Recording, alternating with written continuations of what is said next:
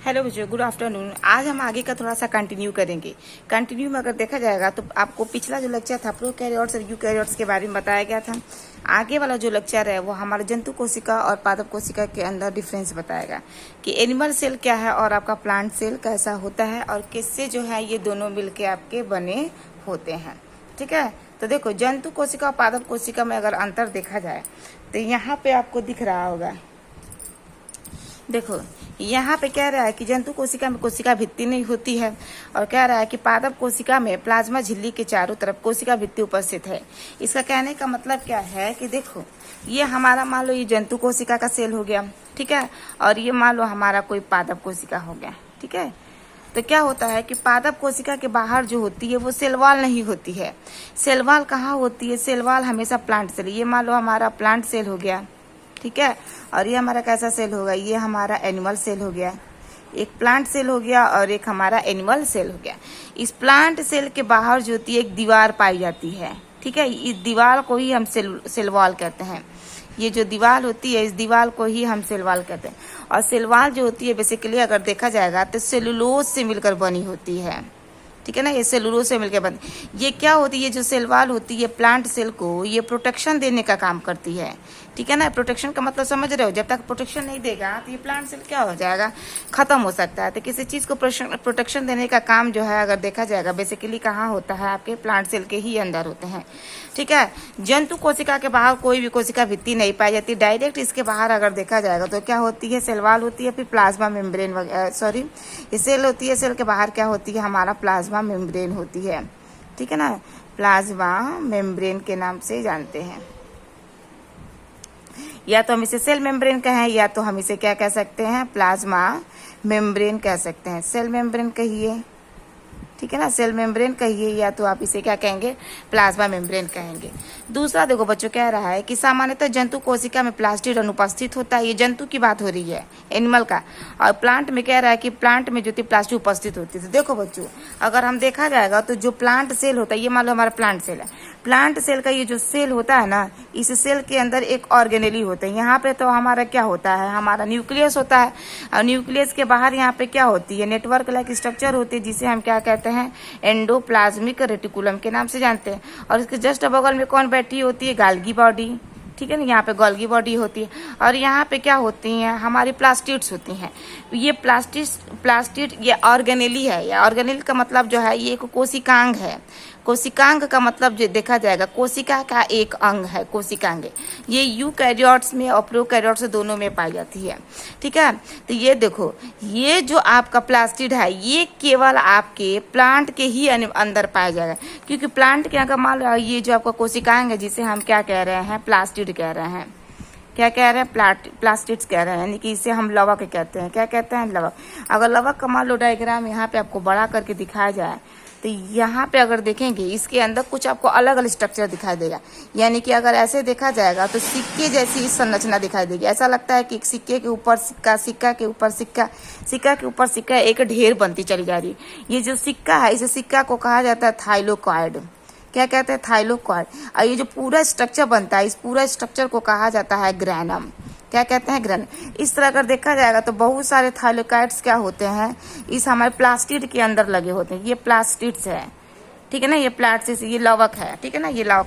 इसमें क्या होता है? एक हरित लवक होता है, एक आपका देखा जाएगा रंगीन लवक होता है, एक आपका रंगहीन लवक होता है। ठीक है, तो ये सब क्या होते हैं? ये एक दूसरे से जुड़े होते हैं जिसे लैमेली के नाम से जाना जाता है। लैमेला को या लैमेली के नाम से जाना जाता है। इस लैमेली के अंदर अगर हमारा देखा जाएगा तो क्या होता है? हमारे छोटे छोटे पिगमेंट होते। उन पिगमेंट को कहा जाता है, क्या कहेंगे बता? इन पिगमेंट को ही हम कहते हैं क्लोरोफिल। क्लोरोफिल कहा जाता है, इसी को ही हम क्लोरोफिल कहते हैं।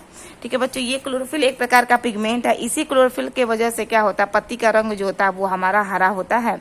जब तक पत्ती का रंग हरा नहीं होगा तब तक आपके पौधे जो है आपके भोजन बनाएंगे नहीं। इसलिए अगर देखे होंगे आप लोगों ने जितने सारे पौधे होते हैं सारे पौधों में क्या होता है? अलग अलग उनके अंदर वर्णक होता है, वो पिगमेंट होता है। उन पिगमेंट की वजह से ही क्या होता है कि पौधों में वो रंग को शो करता है। जैसे मान लो कोई पत्ती का रंग लाल है तो उसके अंदर क्या है? लाल कड़ है यानी कि रेड पिगमेंट है। अगर किसी पत्ती का अगर देखा जाए कलर ब्राउन है तो इसका मतलब उसके अंदर ब्राउन पिगमेंट है। अगर किसी के अंदर भूरा है तो यानी कि अगर देखा जाएगा उसका जो ब्राउन पिगमेंट है, बैगनी है तो पर्पल पिगमेंट है। जैसा पत्ती का रंग दिखेगा तो समझिएगा उसके अंदर वैसा ही वो पिगमेंट है जिसके वजह से वो उस तरह का दिख रहा है। पत्तियां हमें कैसा दिखाई देती है, मैक्सिमम हमें ग्रीन कलर की दिखाई देती है। तो ग्रीन कलर की दिखाई देने का मतलब क्या है कि पत्ती का रंग हरा है, तो इसका मतलब क्या, हरा भाग किसके की वजह से हो रहा है, क्लोरोफिल, यानी कि पत्ती के अंदर क्लोरोफिल ज्यादा है। इसी क्लोरोफिल के वजह से वो हमें पत्ती कैसे दिख रही है, हरा दिख रहा है। और बेसिकली ये जो क्लोरोफिल होती है ये लाइट कैप्चरिंग होती है। ये क्या होती है, आपकी लाइट कैप्चरिंग होती है। लाइट कैप्चरिंग का मतलब क्या होता है कि ये सूर्य के प्रकाश को ट्रैप करती हैं। जब तक सूर्य के प्रकाश को ट्रैप नहीं करेंगे तो इसके अंदर भोजन बनेगा नहीं।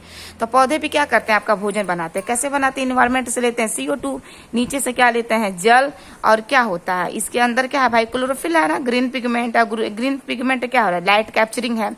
इसके अंदर क्या है आपका, क्लोरोफिल। और क्लोरोफिल ये कहाँ होगा, कब काम करेगा, जब सनलाइट होगा तब, सूर्य के प्रकाश की उपस्थिति।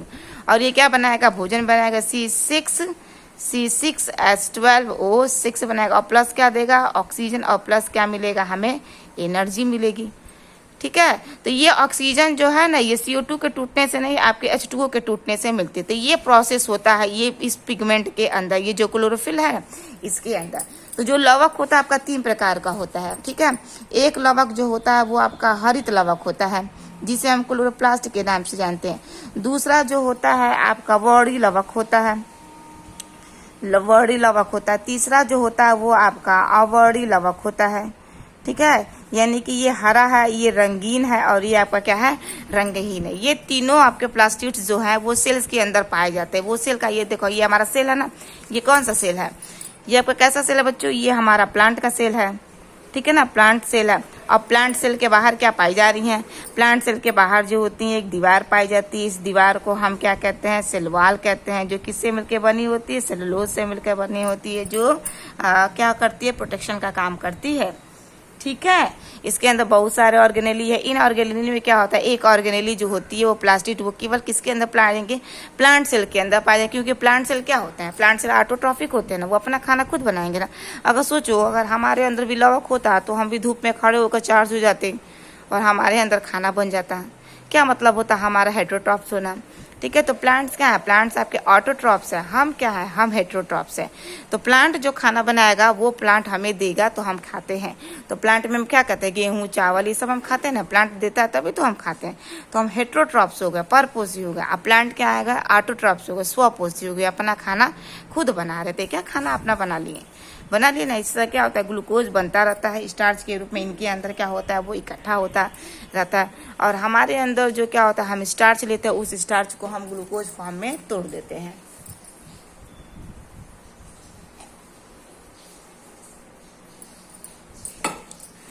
ठीक है, प्यास लग गया था। चलो बच्चों आगे देखो क्या कह रहा है इसमें, तीसरा टॉपिक देखो, 2 टॉपिक हो गया। तीसरा टॉपिक कह रहा है कि जंतु कोशिका में तारकाय पाया जाता है, जबकि कोशिका विभाजन में सहायता करता है। बिल्कुल, तारकाय अनुपस्थित होता है। तो देखो तारकाय सेंट्रियोल होता है।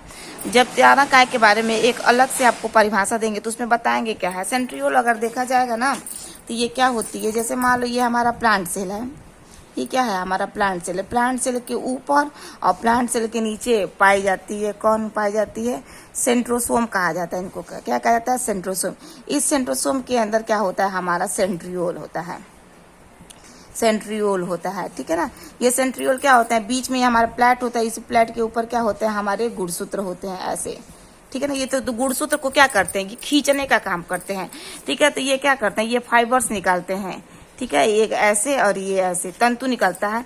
ये तंतु क्या करता है, बेसिकली जो प्लेट पे यानी कि जो ध्रुव पे हमारे क्रोमोसोम्स आपका बैठे होते हैं जिस प्लेट पे, उस प्लेट से क्या करती है, जो सेंट्रोसोम है ये दोनों दिशाओं में ऐसे खींचने का काम करती है। एक क्रोमोसोम्स को ऊपर खींचेगी और ये दूसरे क्रोमोसोम्स को नीचे की, इस तरह खींचने का काम करती है। तो ये बेसिकली किसमें काम है, विभाजन में सहायता करती है। ठीक है ना, कोशिका विभाजन में क्या सहायता करती है, यानी कि इससे कितने सेल्स बनेंगे, आपके 2 सेल्स बन जाएंगे। ठीक है, ये जो सेंट्रियोल्स है वो आपके प्लांट्स में पाए नहीं जाते हैं। देखो चौथा कह रहा है कि बाह्य पदार्थ रोगाणुओं को पचाने के लिए लाइसोसोम्स पाए जाते हैं और यहाँ पे लाइसोसोम्स नहीं पाए जाते। देखो लाइसोसोम अगर देखा जाएगा ना बच्चों, तो ये हमारा देखो ये हमारा प्लांट सेल है, इस प्लांट से ये हमारा देखो ये हमारा एनिमल सेल है। तो एनिमल सेल में अगर देखा जाए, ये मान लो हमारा क्या है, ये हमारा एनिमल सेल है। यहाँ पे हम लोग को बड़ा सा बना लीजिए, हमारा एनिमल सेल।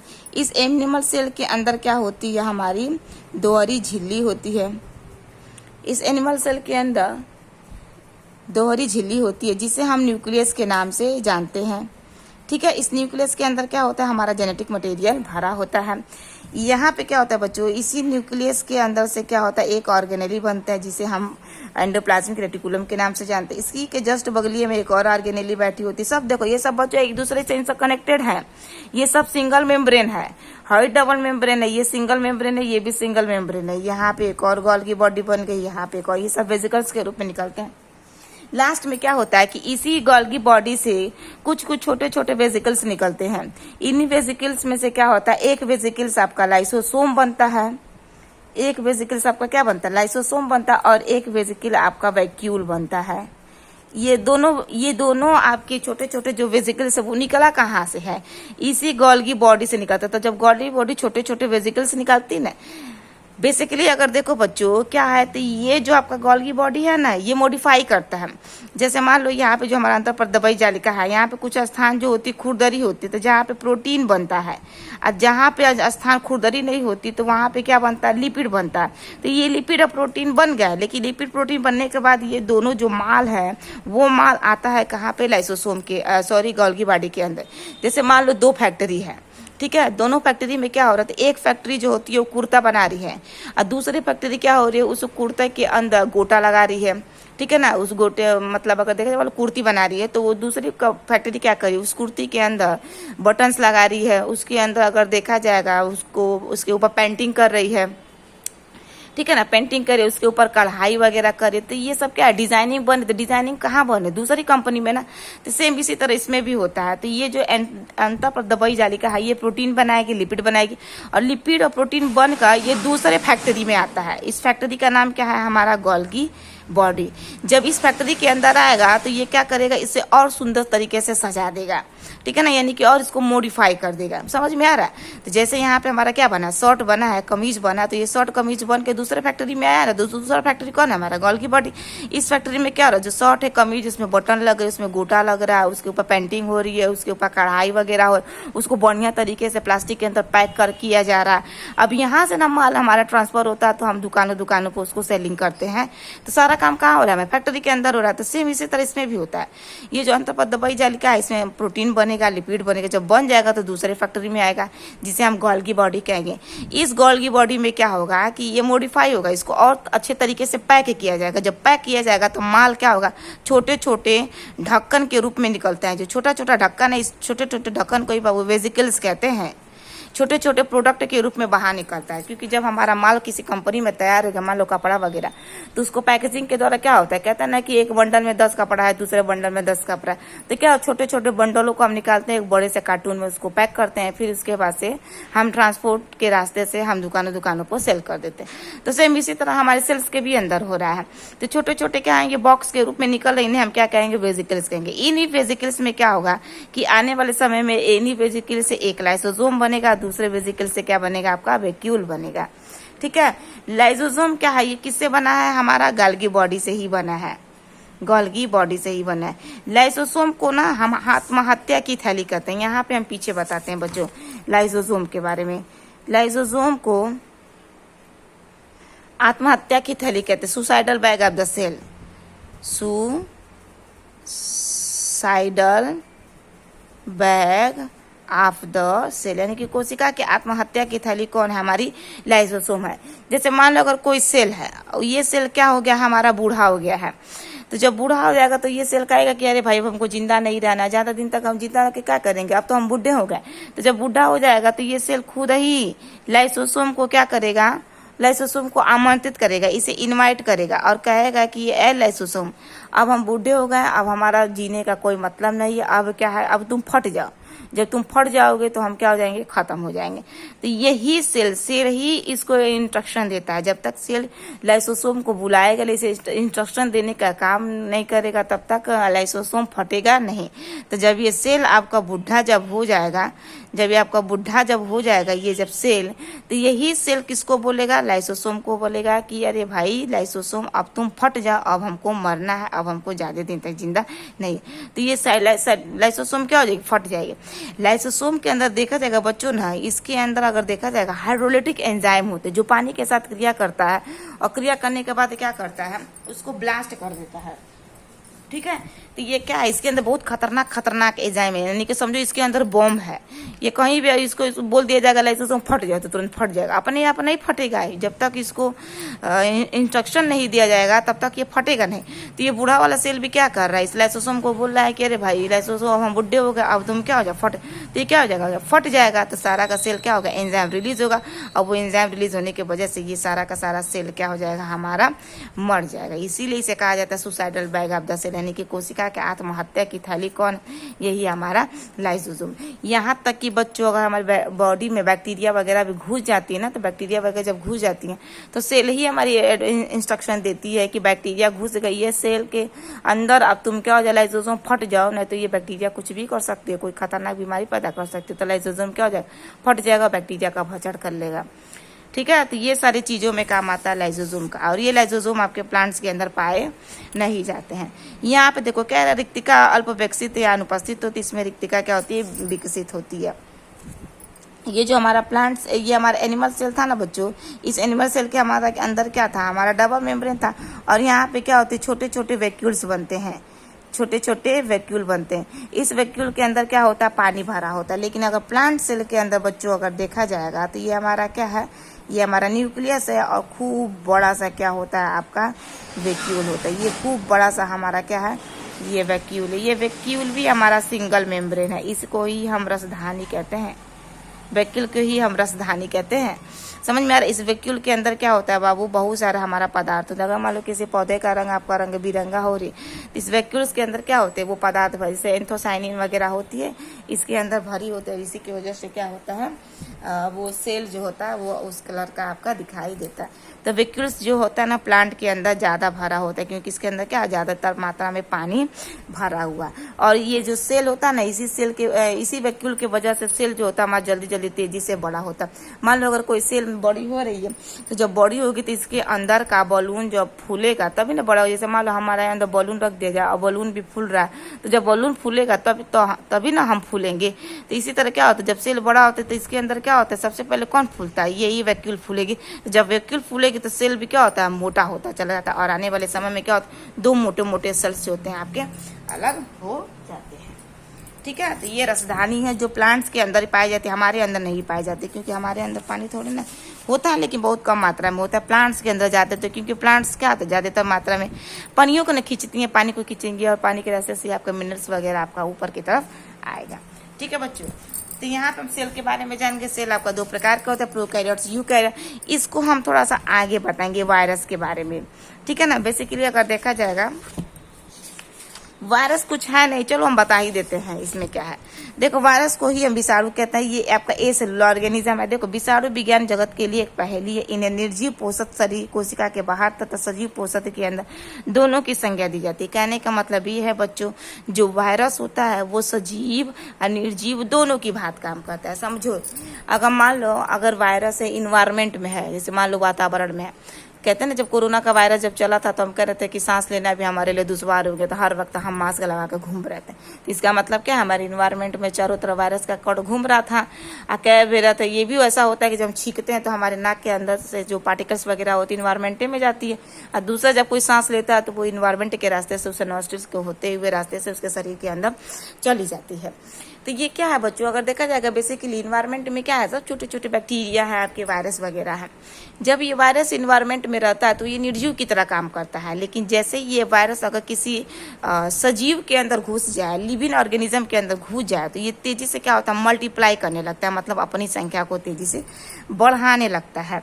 ठीक है, तो अगर वायरस को बच्चों, अगर वायरस को अगर कह रहा है कि अगर निर्जीव की भांति अगर 1000 साल तक इसको बोतल में बंद करके रख देना तो वैसे ही वो पड़ा रहेगा, उतने ही साइज का रहेगा।